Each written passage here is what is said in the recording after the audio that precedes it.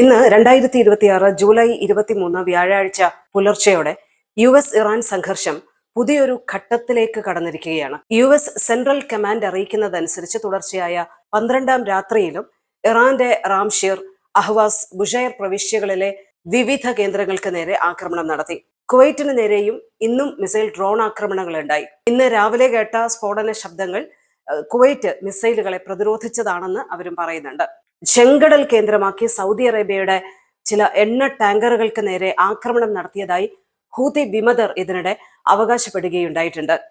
ചെങ്കടലിലൂടെ സഞ്ചരിക്കുകയായിരുന്ന Saudi കമ്പനിയുടെ എൻസലിയ തുടങ്ങിയ കപ്പലുകൾക്ക് നേരെയാണ് ആക്രമണം ഉണ്ടായത്. കപ്പലിന്റെ മുൻഭാഗത്ത് തീപിടുത്തം ഉണ്ടായതായി സൗദി തന്നെ സ്ഥിരീകരിക്കുന്നുണ്ട്. എന്നാൽ കപ്പലിലെ ജീവനക്കാർക്ക് ആർക്കും പരിക്കില്ല എന്നാണ് സൗദി അറിയിക്കുന്നത്. ഹോർമൂസ് കടലിടുക്കിലൂടെ പോവുകയായിരുന്ന 3 എണ്ണ ടാങ്കറുകൾ തടഞ്ഞതായി ഇറാൻ ഇതിനിടെ പറയുന്നുണ്ട്.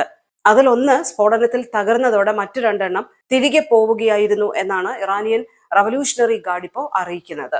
തങ്ങളുടെ അനുമതിയില്ലാതെ ഹോർമൂസ് കടലിടുക്ക് കടക്കാൻ ശ്രമിച്ചാൽ കപ്പലുകൾക്ക് സമാനമായിട്ടുള്ള ഗതി ഉണ്ടാകുമെന്നും അവർ പറയുന്നുണ്ട്. ഹോർമൂസ് കടലിടുക്കിൽ ആക്രമിക്കപ്പെടുന്ന ഓരോ കപ്പലിനും പകരമായി ഇറാന്റെ ഒരു പാലമോ പവർ പ്ലാന്റോ ബോംബെറിഞ്ഞ് തകർക്കുമെന്നാണ് US പ്രസിഡന്റ് ഡൊണാൾഡ് ട്രംപ് ഇതിനിടെ ഭീഷണിപ്പെടുത്തിയത്. എന്നാൽ അതിന് കണ്ണിന് കണ്ണ് പല്ലിന് പല്ല് എന്ന രീതിയിലുള്ള തിരിച്ചടി നൽകുമെന്ന് ഇറാന്റെ വിദേശകാര്യമന്ത്രി അബ്ബാസ് അറാഖ്ചി മുന്നറിയിപ്പ് നൽകുകയും ചെയ്തിട്ടുണ്ട്. ഒരു വശത്ത് സംഘർഷങ്ങൾ തുടരുന്നതിനിടെ സൗദിയും അമേരിക്കയും തമ്മിലുള്ള സിവിൽ ന്യൂക്ലിയർ കരാറിന് ഒപ്പുവെച്ചിരിക്കുന്നു എന്നുള്ള ഒരു പ്രധാനപ്പെട്ട കാര്യമുണ്ട്. US പ്രസിഡന്റ് ഡൊണാൾഡ് ട്രംപാണ് ഇതുമായി ബന്ധപ്പെട്ട കരാർ അംഗീകാരം നൽകിയിരിക്കുന്നത്. കരാർ ഇനി US കോൺഗ്രസിന്റെ പരിശോധനയ്ക്ക് വിധേയമാവുകയും ചെയ്തു. ഇതിനിടെ ഹോർമൂസ് കടലിടുക്കിലെ ഇറാന്റെ അവകാശവാദങ്ങൾ പൂർണ്ണമായും തള്ളി രംഗത്ത് വന്നിരിക്കുകയാണ് അമേരിക്ക. അന്താരാഷ്ട്ര സമുദ്ര വ്യോമപാതകൾ എല്ലാവർക്കുമായി തുറന്നിരിക്കുന്നതാണെന്നും അതിൽ ഒരു പ്രത്യേക രാജ്യം അവകാശവാദം ഉന്നയിക്കുന്നത് ഒരു കാരണവശാലും അംഗീകരിക്കാൻ കഴിയുകയില്ല എന്നും അമേരിക്ക വ്യക്തമാക്കുകയും ചെയ്തിട്ടുണ്ട്. മാത്രമല്ല, ഇറാനെതിരായ യുദ്ധത്തിൽ അമേരിക്ക വിജയിക്കുകയാണെന്നും ജോർജിയയിൽ ഒരു ചടങ്ങിൽ പ്രസംഗിക്കവേ ട്രംപ് അവകാശവാദം ഉന്നയിക്കുകയും ചെയ്തിരിക്കുന്നു.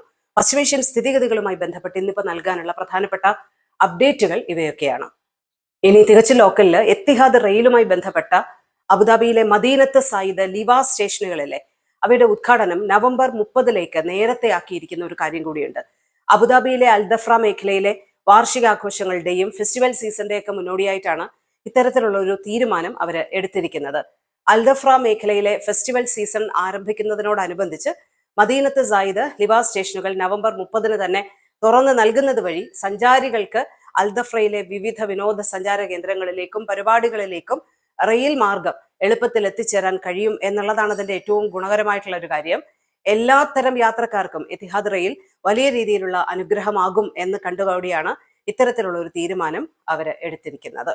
മറ്റൊന്ന്, അബുദാബിയിലെ സൂപ്പർ മാർക്കറ്റുകളിൽ വന്നിരിക്കുന്ന ഒരു പ്രധാനപ്പെട്ട മാറ്റമാണ്.